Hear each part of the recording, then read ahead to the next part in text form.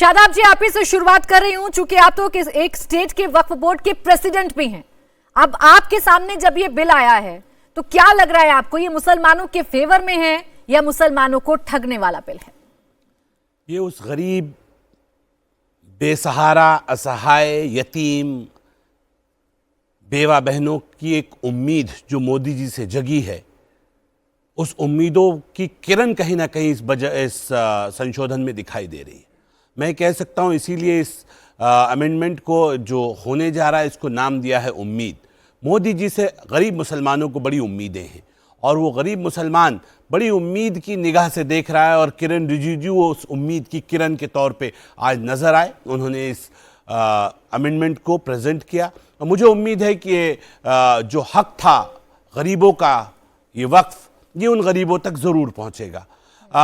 हमेशा ये कहा जाता था कि वक्फ किसके लिए होता है? वक्फ एक दान है जो गरीबों को, अमीरों से लिया जाता है और गरीबों को दिया जाता है। लोग हर धर्म में दान करते हैं, इस्लाम में भी एक दान है जिसको वक्फ कहा जाता है, इसके अलावा कुछ नहीं है।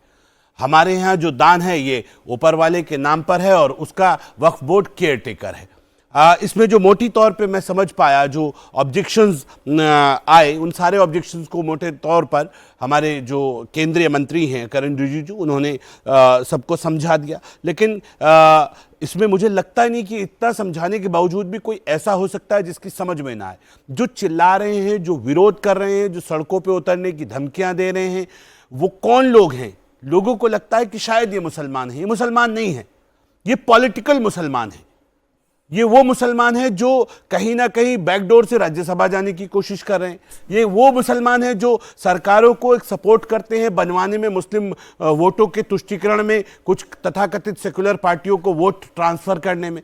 ये वो लोग हैं जिनकी दुकानें औकाफ पे चलती हैं और आज मैं ये कह सकता हूं कि औकाफ की दुकानें ये बंद होने के कगार पर खड़ी हैं, क्योंकि गरीबों का हक गरीबों को मिलने जा रहा है। आपत्ति लगाई गई है खासकर all India Muslim personal law board से, एक एक करके इस पर भी बात कर लेते हैं। बाकी मेहमान भी उनके पास जाऊं, बस एक बात और समझा दीजिए आप सर मुझे।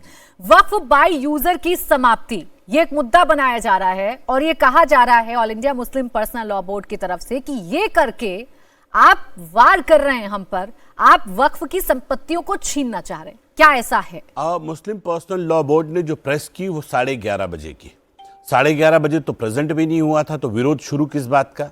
और वही दूध का दूध पानी का पानी हो गया कि जो जिनको आदत हो गई है विरोध करने की और एक राजनीति के तहत कुछ लोगों को फायदा पहुंचाने की और मुसलमानों को गुमराह करने की, वो साफ हो गया।